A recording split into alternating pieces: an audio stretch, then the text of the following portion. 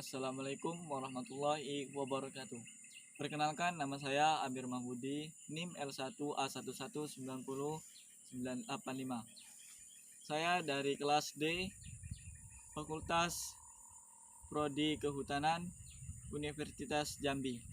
Saya di sini akan mempresentasikan tentang praktikum UTS Hutan Rawa Gambut dari mata kuliah Ekologi Hutan.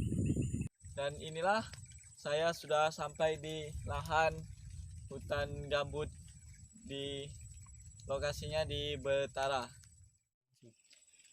Hutan gambut yang saya datangi ini adalah, biasanya hutan gambut memiliki ciri-ciri yaitu iklim selalu basah, tanah tergenang gambut, lapisan gambutnya 1-20 meter, tanah rendah. Jenis tanah histosol atau organosol tanah gambut terdapat di Kalimantan Barat dan Sumatera Selatan dan Jambi. Hutan gambut terjadi pada lingkungan yang basah dan drainase jelek sehingga terjadi penimbunan bahan organik sebagai akibat lambat degradasi pelapukan bahan organik mentah. Inilah ciri-ciri hutan gambut yang saya maksud tadi, hutan rawa gambut yang ada di Betara. Hutan gambut rawa ini adalah jenis-jenis pohon yang bisa hidup di hutan gambut, yaitu Alstonia, Amora, Anisoptera, Calophyllum, Camponesperma, Cratolion, Dribanop, Durio carinatus, Eugenia genetellus, Coompacia malassiensis, Litziae, Melanorhoa, Pandanus, Parathemon, Phaena, Palaguimum, Polydocarpus, Sapotaceae, Sorea, Lectramerista, glabra, Tristania. Jenis tanaman kehutanan yang potensial untuk berkembang di lahan gambut antara lain jenisnya yaitu jelutung rawa, balangeran, geronggong, jambu-jambu, dan bintangur. Fungsi dan manfaat ekosistem gambut mengacu pada kegunaan baik langsung maupun tidak langsung bagi masyarakat. Beberapa fungsi dan manfaat dapat diringkas, yaitu yang pertama, mengatur banjir dan arus aliran, mitigasi banjir dan kekeringan di wilayah hilir. Gambut memiliki porositas yang tinggi sehingga mempunyai daya serap air yang sangat besar. Menurut jenisnya, gambut saprik, hemik, dan fibrik dapat menampung air berturut-turut sebesar 451% sampai 850% dan lebih dari 850%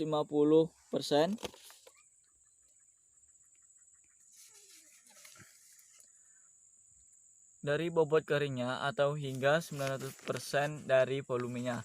Karena sifatnya itu, gambut memiliki kemampuan sebagai penghambat air tawar yang cukup besar sehingga dapat menahan banjir saat musim hujan dan sebaliknya melepaskan air tersebut pada musim kemarau. Yang kedua yaitu mencegah intrusi air laut. Kegiatan pertanian di wilayah pasang surut akan memperoleh manfaat besar dari keberadaan rawa gambut di wilayah hulu sebagai sumber air tawar untuk irigasi dan memasok air tawar, sehingga terus-menerus guna menghindari atau mitigasi intrusi air asin. Yang ketiga yaitu pasokan air. Di beberapa wilayah pedesaan pesisir rawa gambut bisa jadi merupakan sumber air yang dapat digunakan untuk keperluan minum dan irigasi untuk beberapa bulan selama setahun. Yang keempat yaitu stabilisasi iklim. Yang kelima, menyimpan karbon. Nilai keanekaragaman hayati yang dapat ditangkap diperkirakan sebesar 300 per hektar per tahun, tidak termasuk nilai intrinsik jenis potensi ekowisata, serta bahan-bahan farmasi yang dapat dipasarkan secara internasional. Hutan rawa gambut di Asia Tenggara semakin menunjukkan peran pentingnya sebagai bank gen, terutama karena semakin menyusutnya peran hutan dataran rendah akibat kegiatan pembalakan dan konservasi lahan. Bagi berbagai jenis satwa, lahan gambut menyediakan habitat yang sangat penting, khususnya pada wilayah yang bersambung dengan air tawar dan hutan bakau. Habitat hidup liar meskipun tidak sebanyak di ekosistem hutan tropis. Ekosistem lahan gambut menyediakan habitat penting yang unik bagi berbagai jenis satwa yang tumbuhan beberapa di antaranya hanya terbatas pada ekosistem gambut. Di Taman Nasional Berbak Jambi tercatat sekitar 250 jenis burung termasuk 22 jenis burung berimigrasi. Sungai berair hitam juga memiliki tingkat endemisme ikan yang sangat tinggi. Di samping itu, lahan gambut juga merupakan habitat ikan air tawar yang merupakan komoditas dengan nilai ekonomi tinggi dan penting untuk dikembangkan baik sebagai ikan konsumsi maupun sebagai ikan ornamental. Beberapa jenis ikan yang memiliki nilai ekonomi tinggi termasuk ikan gabus, Scana stratiata, toman, Ciana micropeletes, jelawat, dan tapah walogoleri. Sementara itu, beberapa jenis satwa telah termasuk dalam kategori langka dan terancam punah, serta memiliki ekologis yang liar, biasa dan tidak tergantikan sehingga sangat sulit untuk dikuantifikasi secara finansial. Beberapa jenis tersebut diantaranya adalah harimau Sumatera, Panthera tigris, beruang madu, Helothekos malayanus, gajah Sumatera, Elephanus maximus, dan orang utan Pongo piemeus. Di depan kita ini adalah dari tumbuhan Pandaceae, adalah salah satu suku anggota tumbuhan berbunga. Menurut sistem klasifikasi APG2, suku ini termasuk ke dalam bangsa Pandanales clada monokotil. Klasifikasi ilmiahnya itu dari Kerajaan Plantae, divisi Magnoliophyta, dari tanpa takson monokotil dari ordo Pandanales, famili Pandaceae. Pandaceae ini meliputi pohon semak, liana, tumbuhan merambat, epifit, dan tumbuhan tahunan. Batang mungkin sederhana atau bercabang dua, dan mungkin memiliki akar menyangga udara. Batangnya memiliki bekas daun yang menonjol. Daunnya sangat panjang dan sempit, berselubung, sederhana, tidak berbagi, dengan urat sejajar, tepi daun dan pelepah abaksial seringkali berduri. Tumbuhan pandan ini biasanya berbunga. Nah, bunganya itu kecil dan tidak memiliki perintah. Bunga jantan mengandung banyak benang sari dengan filem bebas atau menyatu. Bunga betina memiliki ovarium superior, biasanya dari banyak karpel dalam satu cincin, tetapi dapat direduksi menjadi sederhana karpel atau karpel tunggal. Buah adalah buah beri atau buah berbiji, biasanya banyak. Yang di depan ini adalah tumbuhan pohon mahang.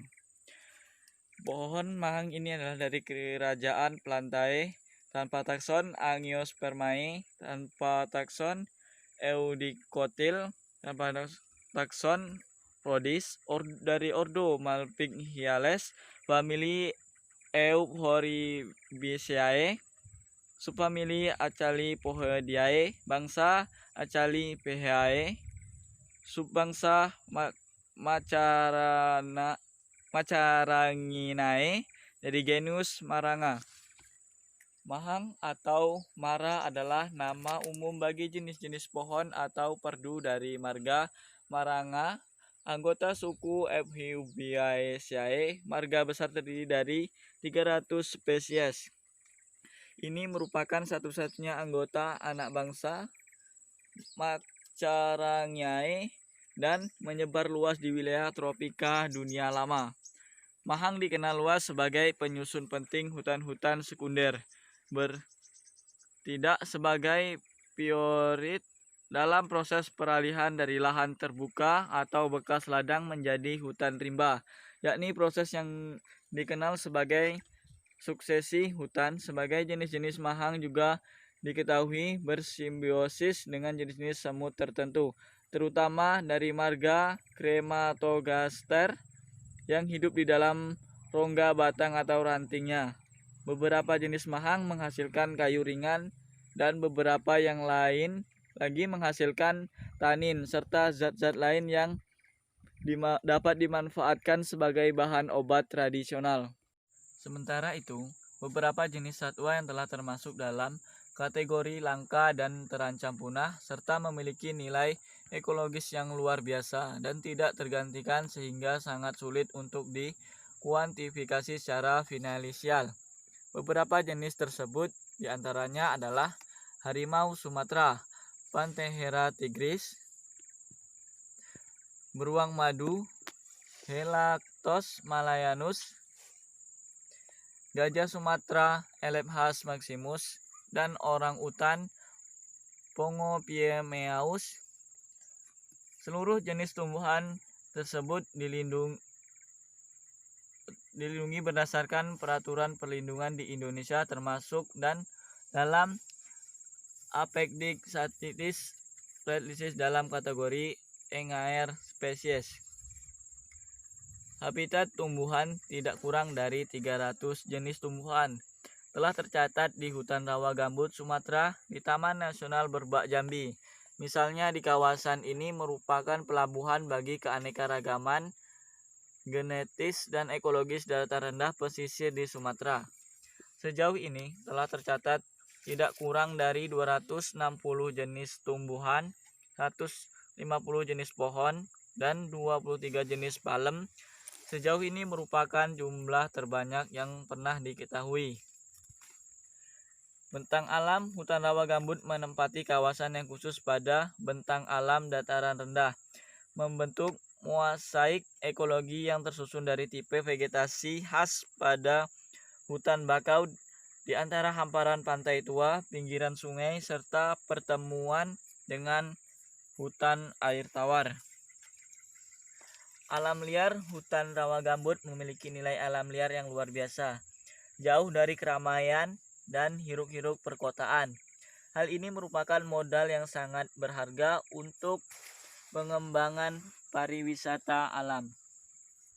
Sumber hasil alam rawa gambut menyediakan sumber alam yang luar biasa, termasuk berbagai jenis tumbuhan kayu yang memiliki nilai ekonomis tinggi seperti lamin, Gonichelus bancanus, jelutung, Daera costulata, dan meranti.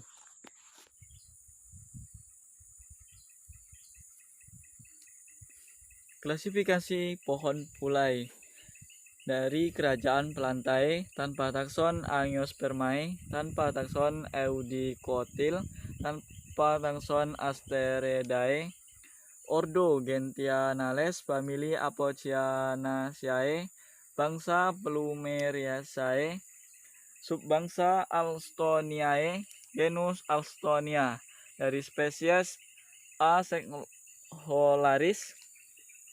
Pulai adalah nama pohon dengan nama botani Alstonia sucholaris.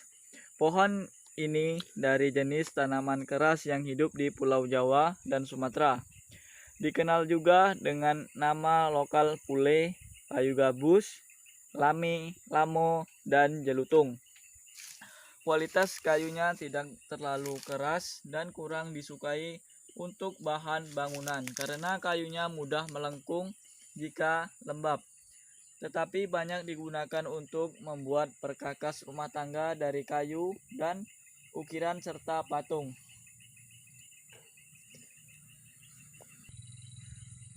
Pohon ini banyak digunakan untuk penghijauan karena daunnya hijau, melingkar, rimbun dan melebar ke samping sehingga memberikan kesejukan. Kulitnya digunakan untuk bahan baku obat, berkhasiat untuk mengobati penyakit radang tenggorokan dan lain-lain. Pohon pulai dapat mencapai tinggi 40 meter. Daunnya hijau mengkilat dengan bagian daun bawah berwarna lebih pucat. Daunnya menjari dengan jumlah 3-10 daun dan petioles sepanjang 3 cm. Bunganya mekar di bulan Oktober dan memiliki aroma yang harum. Biji dari pulai berbentuk oblong dan merambut. Kayunya tidak memiliki bau, namun memiliki rasa yang sangat pahit dengan getah yang cukup banyak. Batangnya berwarna hijau gelap. Bunga pulai merupakan tipe bunga majemuk dengan kelopak bunga bulat telur berwarna putih kekuningan. Buah tanaman ini berbentuk pita, berwarna putih dengan panjang 20-50 mm. Biji berukuran kecil berwarna putih dengan panjang 1,5-2 cm. Akar atau yang disebut dengan jangkar tanaman berbentuk tunggang dan berwarna coklat.